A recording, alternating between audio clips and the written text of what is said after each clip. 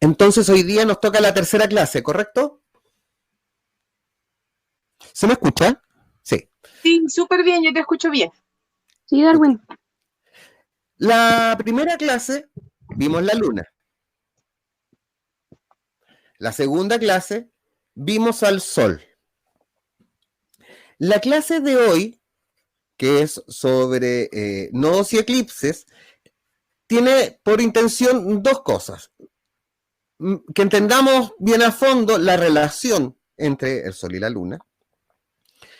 Y por otra parte, que entendamos cómo que los cruces entre la órbita de la luna alrededor de la Tierra y se nos cayó alguien. Ah, ¿el Aleco? Sí. Como decía, la interacción entre la órbita lunar y la eclíptica solar. Recordarán que la eclíptica solar es un plano imaginario que trazamos desde el centro del Sol hasta el centro de la Tierra. ¿Lo habrán visto en los videos, espero? Ahora, la órbita de la Luna, a ver quién se acuerda, ¿cuánta separación tenía con respecto a la eclíptica? Bueno, 5,9 grados. Esto lo podemos ver reflejado. La línea continua está reflejando este plano eclíptico que cruza el Sol y la Tierra. La órbita de la Luna alrededor de la Tierra tiene una inclinación de 5,9 grados. Debido a esta inclinación, la Luna y el Sol solamente se encuentran en dos puntos, que son los dos puntos donde se intersecta la órbita lunar con la eclíptica solar. De ahí que a estos dos puntos les llamemos que son puntos imaginarios, porque a diferencia de lo que estudiamos en este curso, que son planetas, por lo tanto cuerpos celestes, estos puntos no los vemos en sí, solamente los vemos de hecho cuando hay un eclipse. ¿Dudas hasta aquí?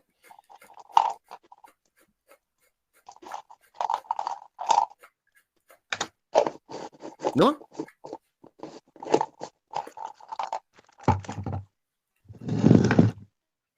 ¿No hay dudas? No, po. Ok. Entonces, siendo así, nosotros podemos ver, y eso me gusta mucho que esté para esta clase,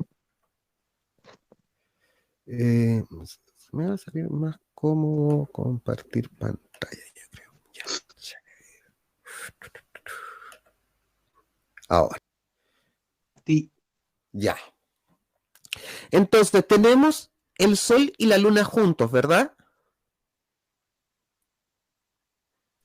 Sí. De hecho, tenemos al Sol en el grado 3 de Tauro y a la Luna en el grado 1 de Tauro, en el 1,50, casi las dos. Por eso es que hoy día a las 22 horas va a ser la Luna nueva en Tauro, es decir, que se van a juntar.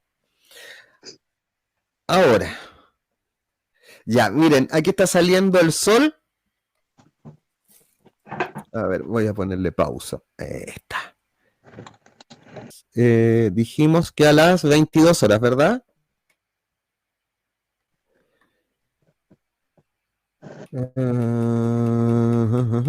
Aquí. ¿Estamos a 22 hoy día? Sí. Ok, gracias. Ahí sí, pues. Ya, esto es lo que yo le quería mostrar.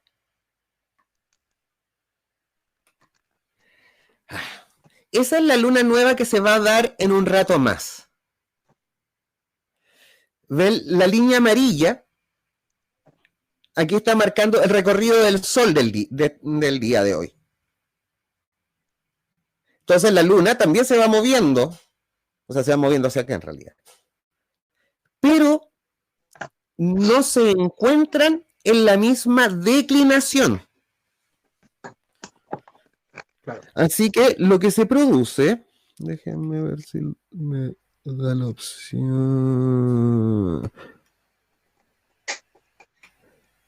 Que claro, de día, aquí está aumentado por el efecto, de día la luna no se va a ver. Está en el cielo, pero no se ve. Porque va muy cerca del sol. Efectivamente, y el sol, la luz del sol, opaca cualquier otra luz. Pero no quiere decir que no exista la luna ahí.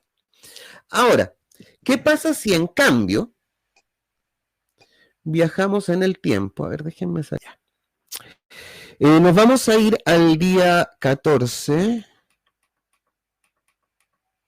3, 4. No, estos son los meses, perdón. Nos vamos a ir a diciembre acá. Al día 14 de diciembre. A las 12 del día. No, pero del 2020, no del 2021. Ahí está. Ahora sí. Esto es lo que va a ocurrir el 14 de diciembre del 2020. ¿Lograremos llegar a Pucón o por ahí en aquellas fechas? ¿Lo lograremos? No, tenemos que lograrlo. Por la Nos buena vamos a voluntad. acampar en el choro. De alguna forma. Bueno, para los que vieron el eclipse anterior recordarán que fue un eclipse crepuscular, que estaba cerca del punto descendente, fue poco antes del atardecer, después se hizo de noche, ¿se acuerdan? Sí. Bueno, a diferencia de ese, voy a volver a poner el horizonte para que entiendan de lo que estoy hablando. Este va a ser podríamos decir, un eclipse cenital. ¿Ven que ahí está el cenit, la parte de más arriba del cielo? Y nosotros sabemos que hay entre el ecuador y la eclíptica hay 23 grados y tanto de separación. Pero como esto está muy cerca de nuestro solsticio de verano, la posición donde se va a ocurrir este eclipse va a estar muy cercano a lo más alto del cielo, no solo de la banda zodiacal, sino de la bóveda celeste. Además, cuando se produzca el eclipse, recordarán los que vieron el anterior, miren, aquí, si no me equivoco, ahí vamos a tener a Mercurio. ¿Se acuerdan que al momento de que se producía la totalidad, se oscurecía y se podían ver los planetas? Se veía Marte, se veía Mercurio, se veía Venus. Bueno, cuando se produzca el eclipse y se produzca la totalidad, también vamos a poder ver Júpiter y Saturno recién conjuntos. ¿Verdad? Qué bacán.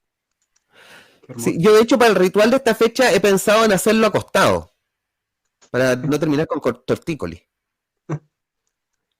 Porque todo va a ocurrir arriba. ¿Verdad?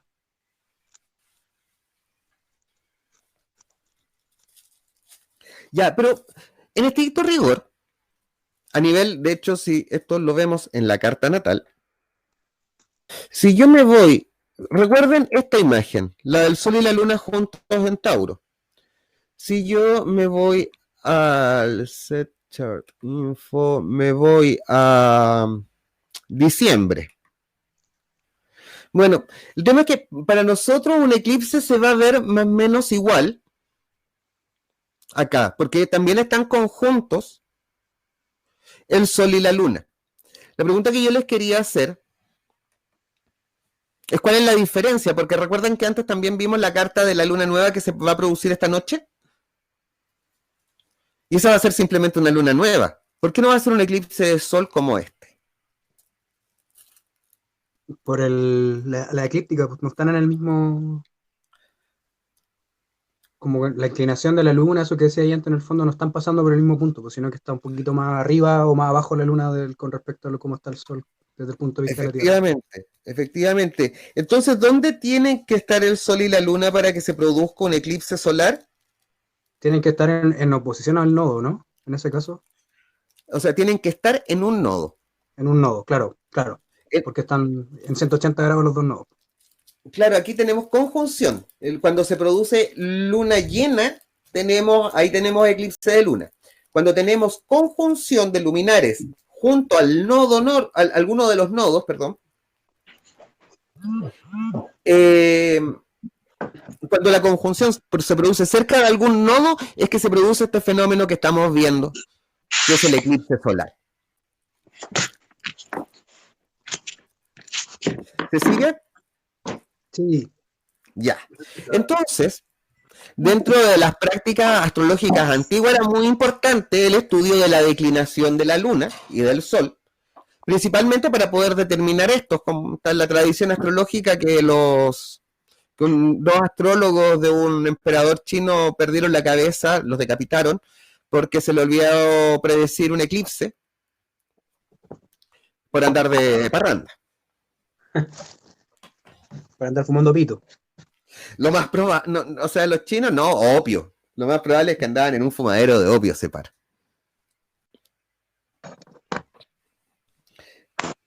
¿Qué es lo que tenemos en un eclipse de sol? Tenemos que el sol y la luna están juntos, igual que en la luna nueva. Están juntos, pero no con esa iluminación. El eclipse de sol sería una suerte de super luna nueva. Tenemos coincidencia en la horizontal y en la vertical, en la orbital y en la declinación. Es decir, que están en el mismo punto del zodíaco el ser y el sentir.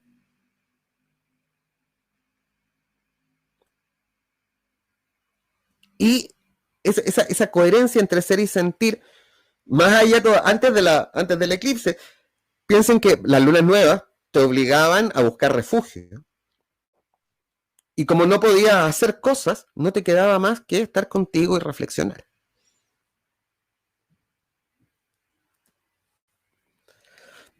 Entonces, cuando se produce la conjunción del Sol y la Luna, para nosotros es una enorme oportunidad para determinar cuán coherentes están siendo nuestro sentir y nuestro actuar en determinados ámbitos de la vida. Ahora, con respecto a la historia de la interpretación de los eclipses, hay que tener un poco más de cuidado. Porque hay pueblos antiguos que sabemos, no solo que observaban los eclipses, sino que además fueron capaces de predecirlos. Hay otros pueblos antiguos que aún se discute si es que fueron capaces. Para predecir el eclipse, tú tienes que ser capaz de predecir la conjunción de la declinación entre los astros. ¿Se entiende lo que estoy hablando? Ajá. Entonces, aquellos pueblos que fueron capaces de predecir los eclipses, podríamos decir que tenían conciencia de los nodos lunares. Claro. Para otros, van a ser, ¿cómo decirlo? Van a ser fenómenos inesperados cuando aparecía el eclipse.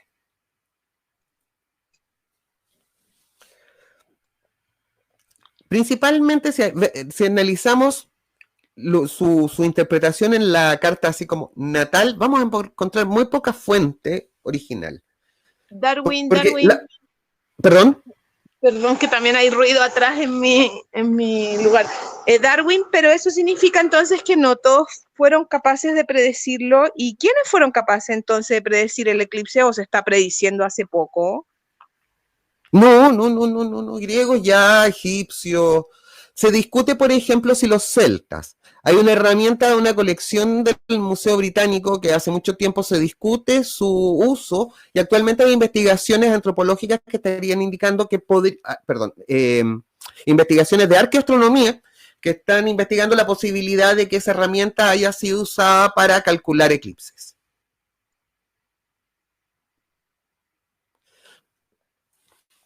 Ahora bien, la importancia en la historia de la interpretación de los eclipses y por lo tanto, por añadidura de los nodos lunares, nunca ha sido relevante a nivel de la carta natal, de la personal. Recientemente hay algunas técnicas que las voy a comentar más adelante, que hablan del eclipse prenatal. Pero en la antigüedad generalmente este era un tema que tenía que ver con los gobernantes.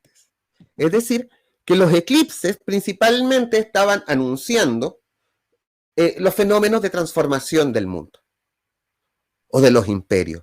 anunciaban de antiguo, como es el oscurecimiento del dios Sol, del rey, del astro rey, es que también se produce esta interpretación de que tiene que ver con la caída de los reyes.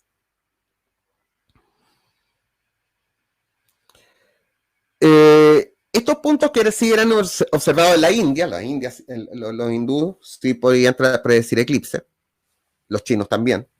Lo que sí nos tiene que importar de los eclipses son como efecto mundano, se habla de astrología mundana cuando hablamos de analizando la carta natal del planeta en su conjunto, de la sociedad.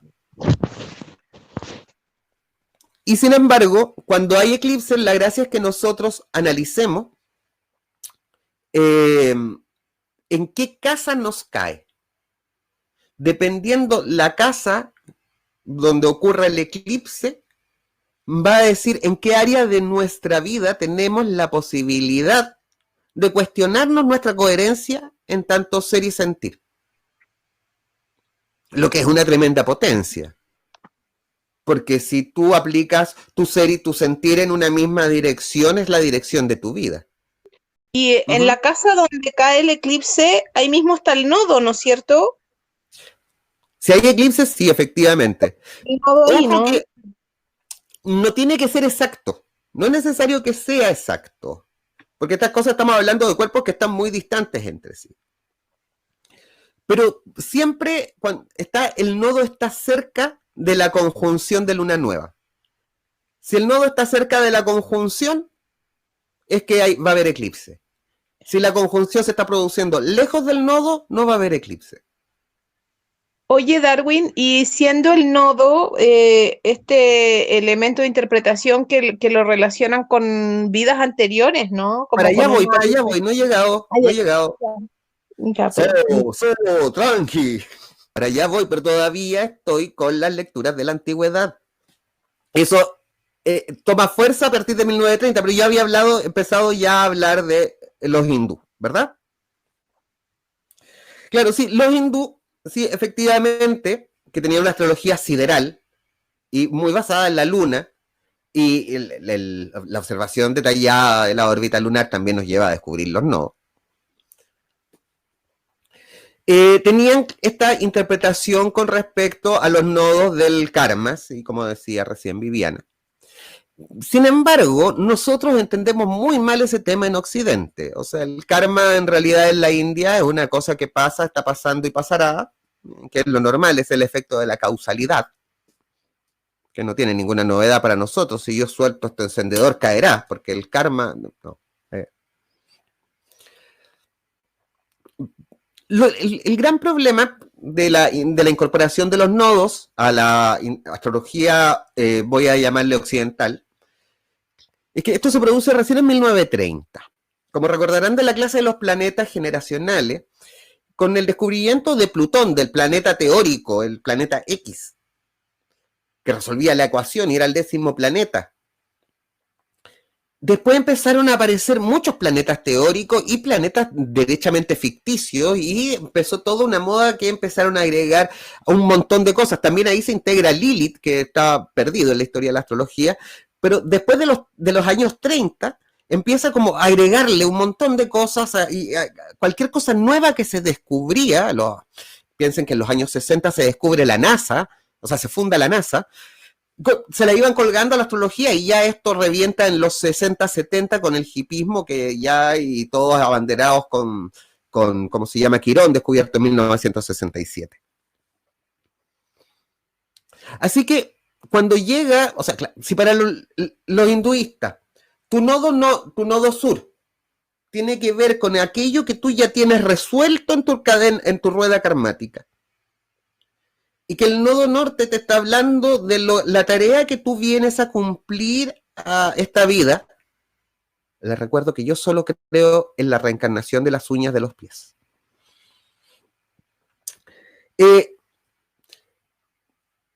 ¿Quién cumple esa función normalmente en la astrología occidental?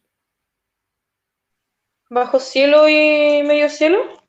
Efectivamente. Efectivamente, tenemos una superposición interpretativa de partida. Ahora, de todas las cosas que se metieron a la astrología desde el 1930 hasta finales del 1900, hay algunas que sobrevivieron y otras que no. Y esta es una de las que más ha sobrevivido. Y eso yo lo relaciono a dos cosas. Número uno, su vinculación con un evento de características cosmológicas, como son los eclipses, que es una cosa que todos podemos ver y que sabemos que toda la humanidad los ha observado y los ha interpretado. Pero por otro lado tenemos que está toda esta importancia del medio cielo, pero que queda igualada en nivel de cantidad de información que el resto de las cartas.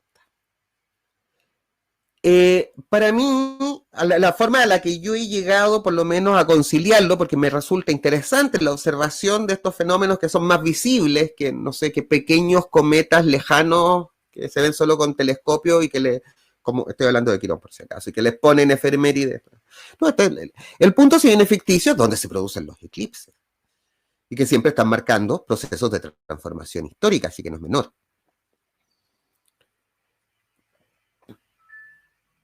Pero hay que entenderlos. Perdón, estaba con los nodos, no con los eclipses. El tema de los nodos, que podemos verlo como cuál es el camino, qué es lo que debemos resolver para llegar a nuestro medio cielo.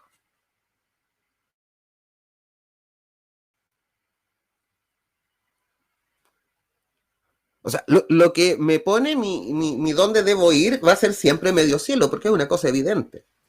Ahora, ¿por qué me tendría que decir a mí hacia dónde, cuáles son mis temas de la vida? Algo que ni siquiera se ve y que más encima tiene que ver con los eclipses, que tiene que ver con puntos de transformación mundial. ¿Podemos inventar discursos que lo integren semánticamente? Sí, sí podemos. Pero siempre forzándolo y siempre teniendo que caer en tradición.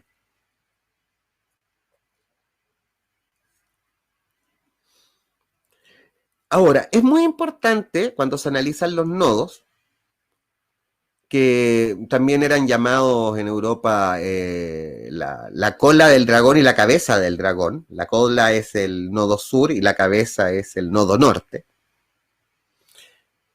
Y tienen el mismo tema del ascendente y del medio cielo, que son ejes. O sea, que no se puede entender un lado sin entender el otro lado. ¿Recuerdan? Ascendente y descendente siempre se ven juntos, no se pueden entender separados.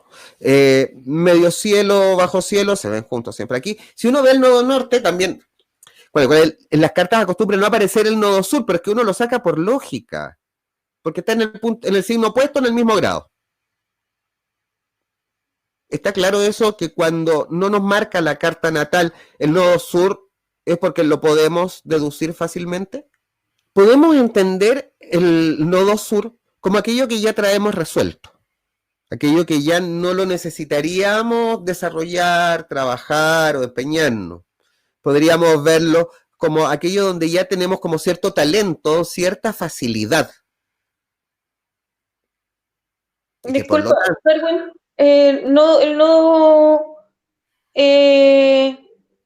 sur se dibuja con la guatita hacia abajo. Sí. Ya, gracias. Sí. El que es como los auriculares es el nodo norte. Esto lo voy a editar. Estoy con el nodo sur. Estoy en el nodo sur. Entonces yo les estaba contando que el nodo sur es como lo que ya tenemos resuelto. En aquello de que si bien no necesitamos preocuparnos porque es algo que ya lo tenemos listo, es algo en lo que sí nos podemos apoyar.